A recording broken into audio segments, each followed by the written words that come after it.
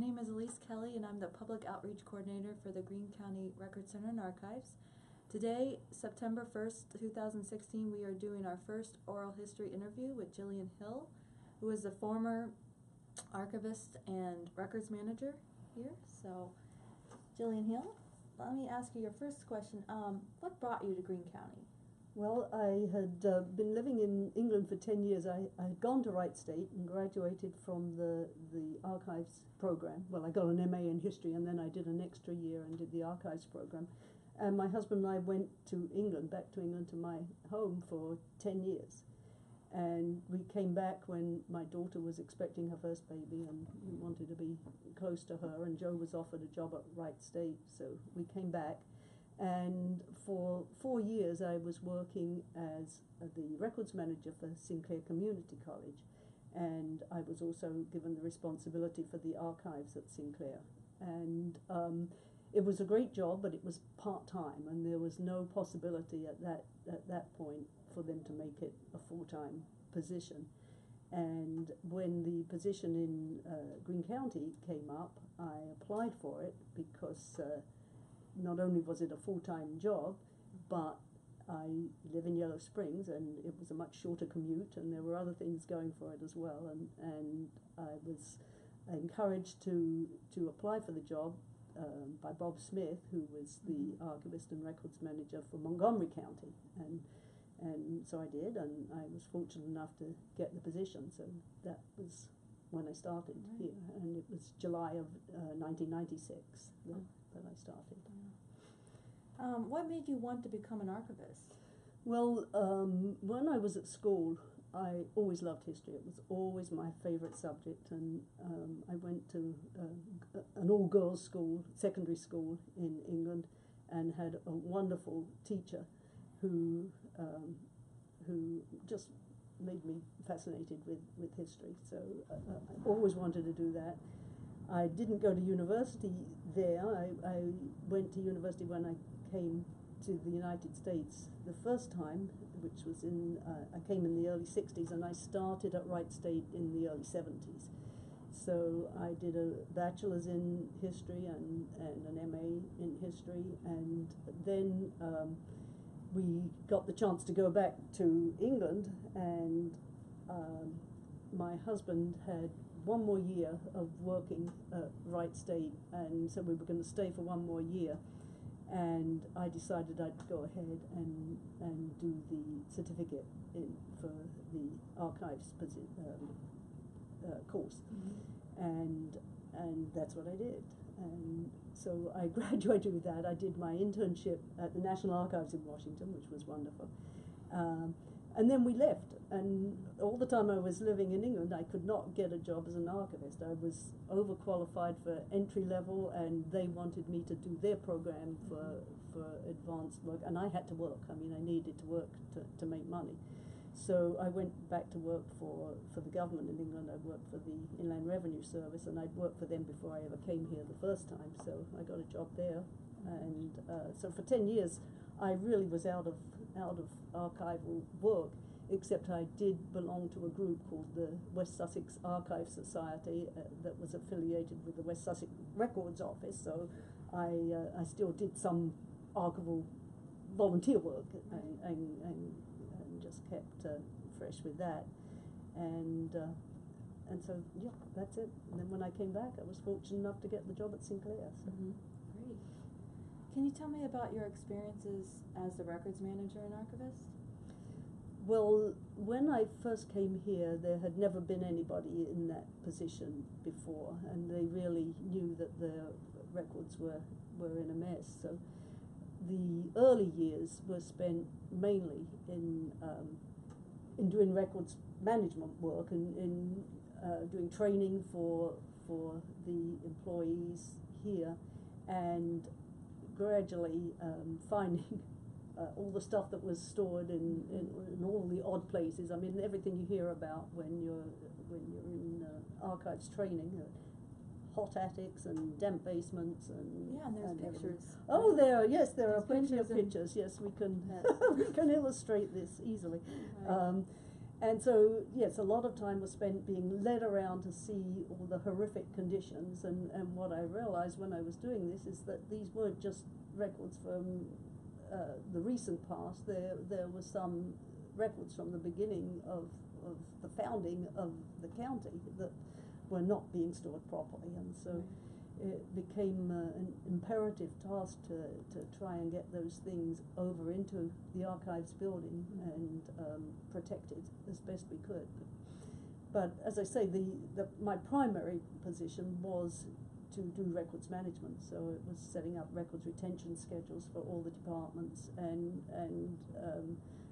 having people realize how long they needed to keep records, most of them for a very short time, of course, and others, and obviously the historic records, for as long as possible, for permanent records.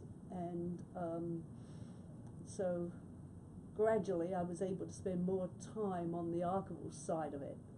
Right. But the early months and years were ordering shelving, ordering boxes, just getting everything out of the dirty places where they were stored and to the archives. So Did people understand what you were trying to do? How it was important to save these?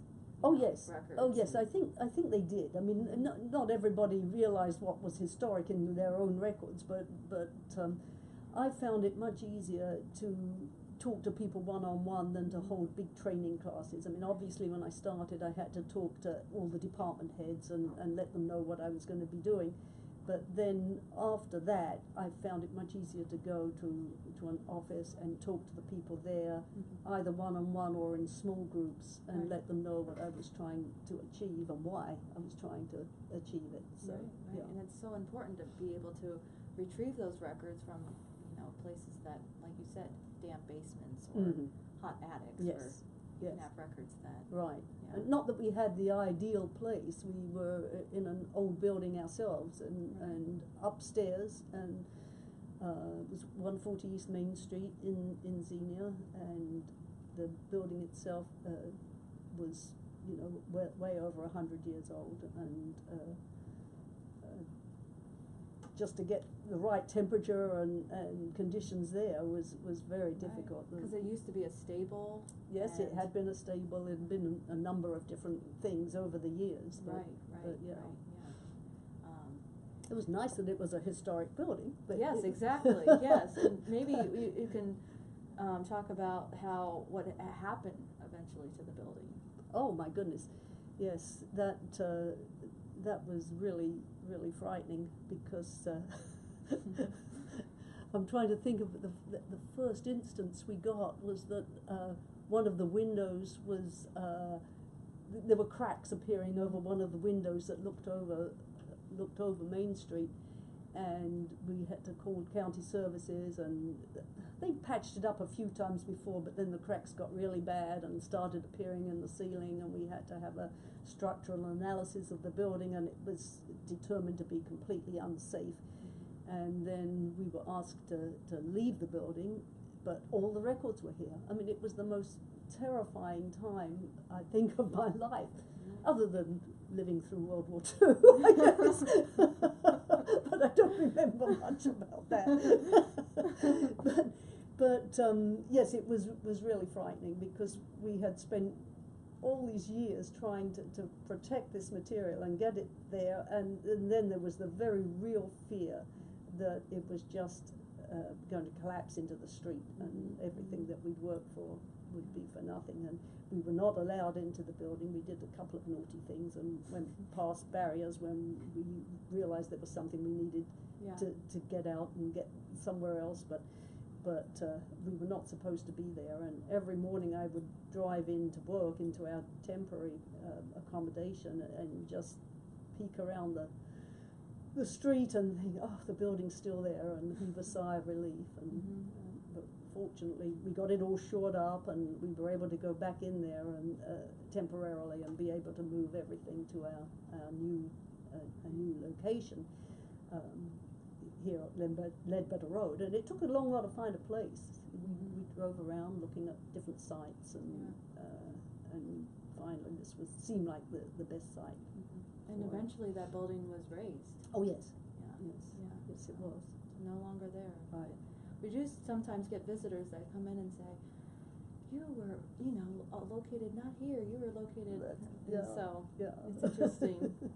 But, so how has the archives changed since it was established back in when you started in 1996? Well, I think mainly that we've been able to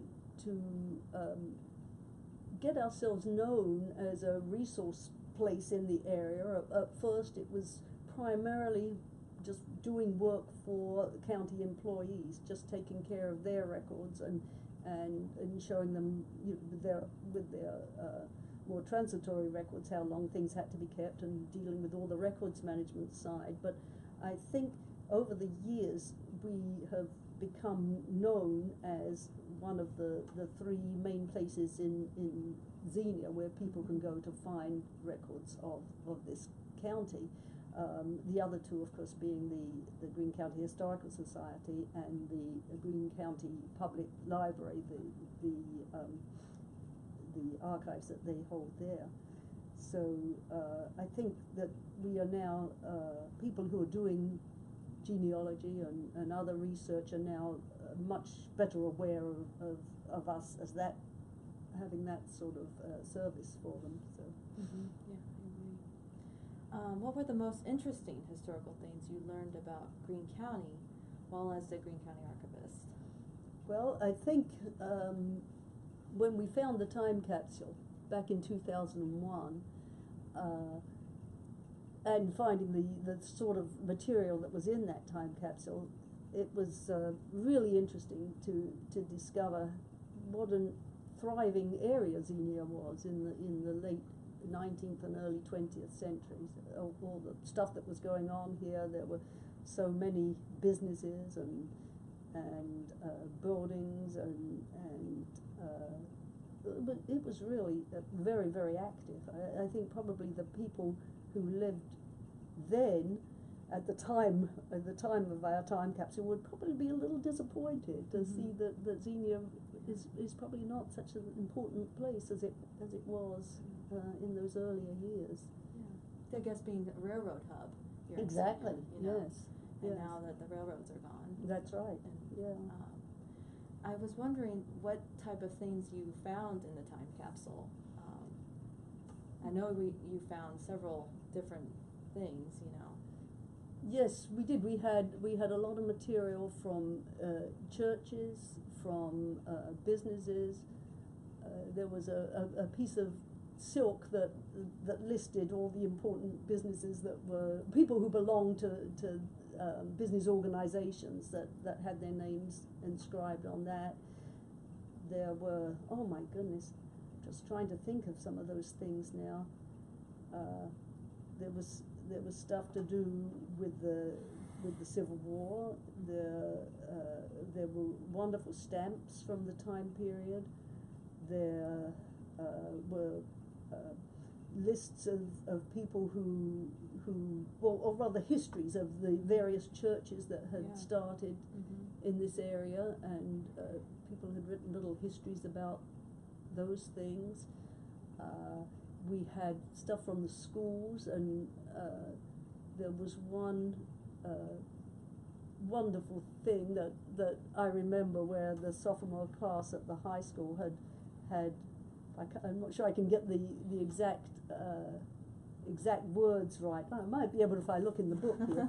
That the high school children had written their names. Here it is, and the very last sentence they wrote was, "Now, good friends, remember our good deeds and us, while we lie sleeping under the dust."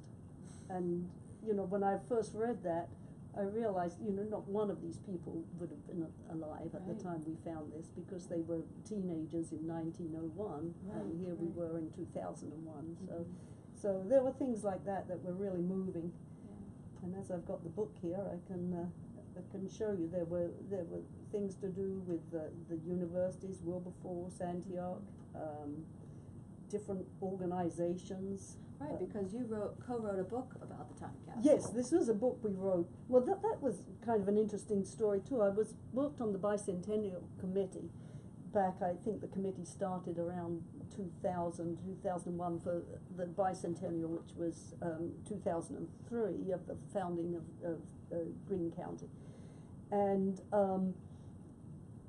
the Bicentennial Committee, there were people from all over Greene County, from all the different townships, and there was quite a bit of, not exactly squabbling, but people didn't like the xenocentric attitude, and they'd say, oh, we're Beaver Creek Township, or you know, some of the other townships, they all wanted to do something for this, and there was talk about doing some kind of book, and we were just wondering how we were going to be able to do that and satisfy everybody. And it came to me in the middle of the night. I woke up in the middle of the night thinking, the time capsule, why don't we just do a book about the time capsule? And nobody can complain about it, because if their township wasn't mentioned, well, that was just too bad, you know, because they hadn't thought to put anything in back in 1901. Mm-hmm. So fortunately, the other members of the committee agreed, and I worked on the book with Deanna Overstad, who was at the Greene County room of the Greene County Public Library, and we just I did all the text, and she did the layout. She was much more artistic than I am, and she enjoyed sort of laying out the pictures, and we did it ourselves. This was for Arcadia Press, and normally I think people send them their photographs and they put the thing together, but with us, we wanted to put it together ourselves, and then they just made the book in their format, but we designed the pages as well as did the writing. So that was a lot of fun, and it was a nice remembrance for the Bicentennial, but also for our time capsule. So yeah. that was a lot of fun to do that. So what kind of, we want to end with, what do you like about Greene County? About, are you talking about a county itself? Yeah, like as a county that you're living here in Yellow Spring, or living in Yellow Springs, and then working in Greene County. Yeah. What can you take away? About? Well, I love living in Yellow Springs. It's a great little place, and in England I was much more used to big cities. I was born in London and lived in London for a lot of my life, and then we did move to the south coast, but it was still, you know, we were near the country, but there were bigger towns along the coast. And don't get me wrong, I love England. I love going home, and I could live there easily again. So, but I'm here. My family's here, and this is where I live, and I think Yellow Springs is a great little community. I really enjoy it. And I feel so fortunate that I was able to get a job that I really loved, and I can honestly say I was at Greene County from 1996 until 2014, and there wasn't a minute that I wasn't grateful and happy to have this job. I just loved it. I loved working with the historical things. I enjoyed the people here in the county. It was just a wonderful place to be, and that's it. All right. Well, great. All right. Well, that's it. That concludes our interview.